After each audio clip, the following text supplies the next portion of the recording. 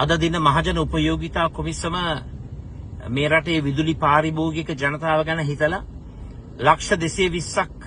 පුරවැසි පරපුර ගැන හිතලා රජය විසින් යෝජනා කරපු 6.8ක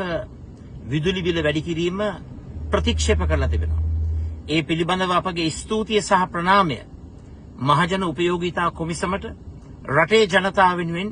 අපි පුද කර සිටිනවා. අපි ඉල්ලීමක් කරනවා මහජන උපයෝගිතා කොමිසමෙන් විශේෂයෙන්ම විදුලි බිල වැඩි කිරීම මාස 3කට අත්හිටුවාසේම වැඩි කිරීම නොවේ විදුලි බිල 33කින් අඩු කරන්නට මේ රටේ ජනතාව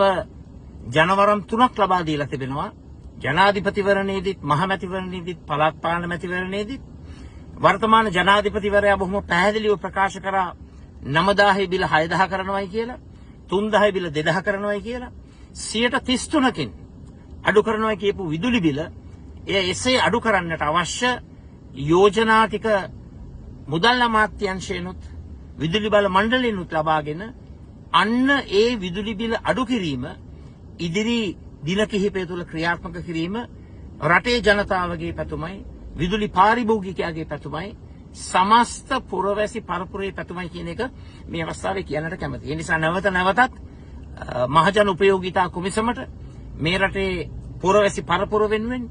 විදුලි පාරිභෝගිකයන් වෙනුවෙන් සමස්ත ජනතාව වෙනුවෙන් කර්මාන්ත ශාස්ත්‍රය, කෘෂි කර්මාන්ත ශාස්ත්‍රය, සේවා ශාස්ත්‍රය, සංචාරක ශාස්ත්‍රය මේ හැම අංශයක් වෙනුවෙන්ම මේ ගත්තු ජනතාවාදී තීන්දුවට අපේ ස්තුතිය පුද කරනවා. මේ ජනතාවාදී තීන්දුව තවදුරටත් ඉදිරියට ගෙන යමින් 33කින් විදුලි බිල අඩු කිරීමට එදා මැතිවරණ සමයේ වර්තමාන ජනාධිපතිවරයා ප්‍රමුඛ මේ රජයේ පොරොන්දු වූ ආකාරයට 33කින් විදුලි බිල ඉදිරි කාලවකවානුව තුළ ඉදිරි දින කිහිපය තුළ අඩු කරන්නට අවශ්‍ය පියවර ගන්නයි කියලා රටේ ජනතාව වෙනුවෙන් මම